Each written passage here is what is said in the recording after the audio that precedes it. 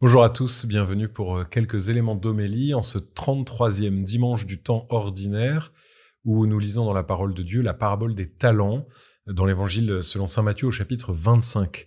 Alors vous connaissez ce texte et vous pouvez le lire, et je vous conseille de le lire en ce dimanche, de lire évidemment toutes les lectures de ce dimanche, de méditer la parole de Dieu. Et donc je vais vous donner quelques éléments de méditation, quelques éléments d'homélie en partant de cette parabole des talents. On voit dans cette parabole des talents le maître qui donne un talent, 2 talents, 5 talents à des serviteurs à qui il dit de les faire fructifier jusqu'à ce qu'ils reviennent. Vous connaissez cette histoire. Certains vont faire fructifier les talents et l'un d'entre eux ne fera pas fructifier ses talents. Et donc c'est un évangile qui marque beaucoup notre pensée, ne serait-ce que parce que le mot talent en français, dans son sens actuel, vient de cet évangile.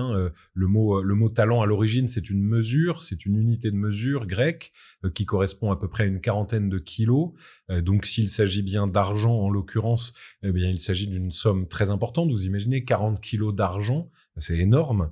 Et donc talent est devenu peu à peu le synonyme d'une aptitude ou d'une capacité à faire quelque chose qui est reçue. Et d'ailleurs, c'est le premier point sur lequel je voudrais revenir avec vous, méditer avec vous, c'est le talent comme la contemplation de ce qui est reçu. Et je crois que c'est important dans notre vie de regarder ce qui ne dépend pas de nous et que nous recevons. Alors nous le recevons ultimement de Dieu, évidemment, c'est Dieu qui est la source de tout, il est la cause première, mais nous recevons par la médiation de causes secondes que peuvent être nos parents, notre histoire, l'histoire nous environnant, les personnes qui vont cheminer avec nous dans les premières années de notre vie, etc. Nous allons ainsi recevoir des choses qu'on va pouvoir appeler des talents, au sens contemporain, au sens habituel, donc des aptitudes, mais aussi d'autres choses qui vont faire partie de nous sans qu'on les choisi. Et je crois qu'il faut comprendre talent dans un sens très large, puisqu'il y a une infinité de choses qui font partie de nous sans que nous l'ayons voulu et qui sont quelque part imposées à nous, qui sont reçues par nous sans qu'on les choisi. Ça peut être des blessures, des souffrances, des infirmités, des maladies, du handicap. Ça peut être des choses douloureuses, difficiles à porter, autant que des choses heureuses et qui nous donnent des capacités à agir dans le monde.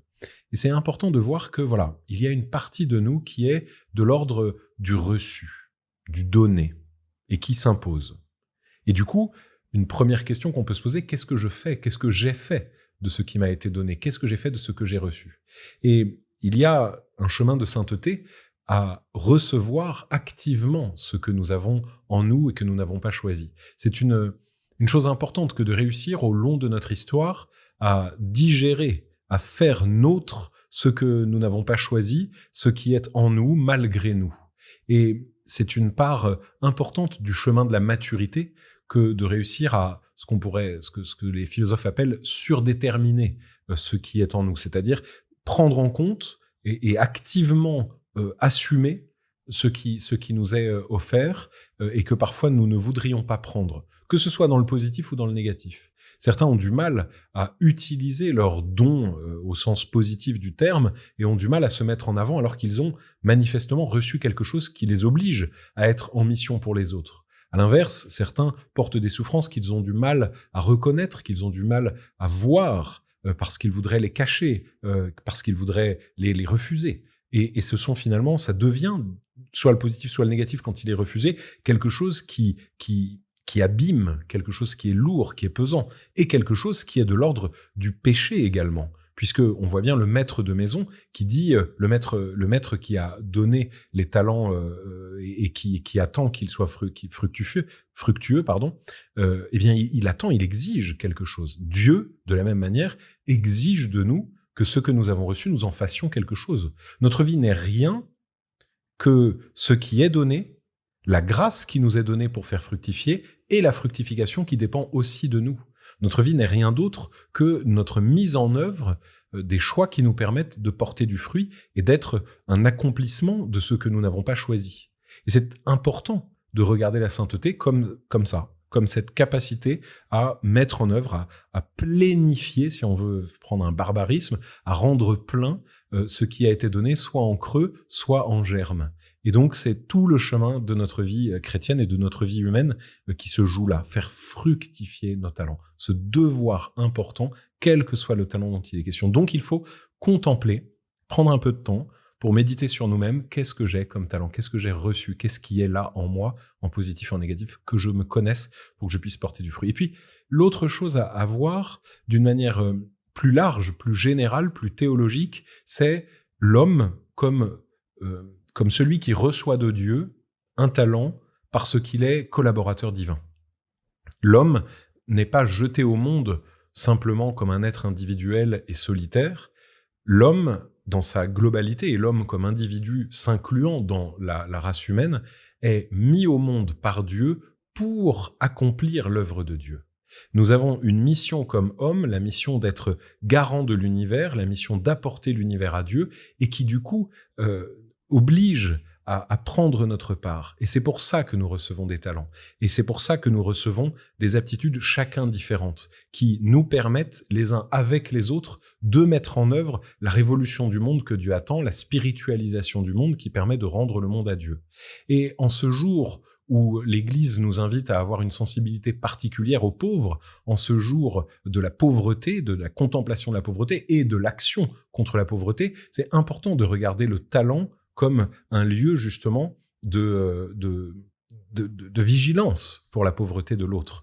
La pauvreté est un talent pour certains, c'est-à-dire quelque chose de reçu qu'ils n'ont pas choisi, évidemment, une pauvreté qui les rend vulnérables, qui les rend faibles, qui leur donne également, puisque la pauvreté est aussi un conseil évangélique pour certains, qui leur donne une sensibilité particulière à Dieu et qui leur donne une véritable capacité prophétique. Le talent et du coup, la pauvreté, est un lieu justement de contemplation de la question des talents. Qu'as-tu fait de ton talent, toi qui es riche? As-tu pu prendre ton frère par la main pour l'emmener vers Dieu? Qu'as-tu fait de ton talent de pauvreté, toi qui es pauvre et qui sais que Dieu ne se trouve pas dans l'opulence? As-tu dit à ton frère qu'il allait dans le mur s'il croyait pouvoir se satisfaire de ce qu'il peut produire? Voyez, il y a tout cet enjeu-là qui se vit. Et cet enjeu répond à quelque chose de ce qui est dit dans la première lecture. Lisez cette première lecture du livre des Proverbes qui parle de la femme parfaite. C'est très étonnant d'avoir mis ces deux textes en parallèle, le texte de la femme parfaite et le texte de la parabole des talents. Mais en fait, on comprend que la femme parfaite n'est pas celle qui est éclatante, c'est ça le sens du texte, n'est pas celle qui est la plus belle, la plus brillante, la plus visiblement talentueuse. C'est celle qui, de manière cachée, de manière discrète, tisse la laine et le lin, ses mains travaillent volontiers, ses doigts s'ouvrent en faveur du pauvre, elle tend la main au malheureux. C'est elle, la femme valeureuse, la véritable femme parfaite. C'est celle qui, dans la discrétion, fait porter du fruit à ses talents. Celle qui, dans la discrétion, a su trouver l'essentiel qui est le trésor amassé, non pas pour moi, non pas pour elle, mais pour Dieu. Et donc, le maître qui confie des talents à ses intendants, le maître Dieu qui nous confie à nous des talents pour que nous puissions les faire fructifier, il attend de nous ça, que nous soyons cachés pour accomplir une œuvre essentielle et non pas brillants pour accomplir une œuvre superficielle.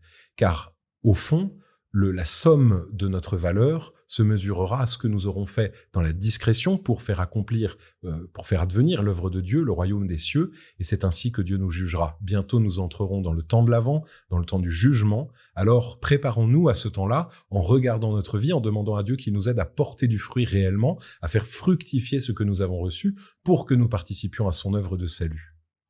Bon courage à tous, chers amis, continuons à être unis dans la prière, et je vous dis à très bientôt.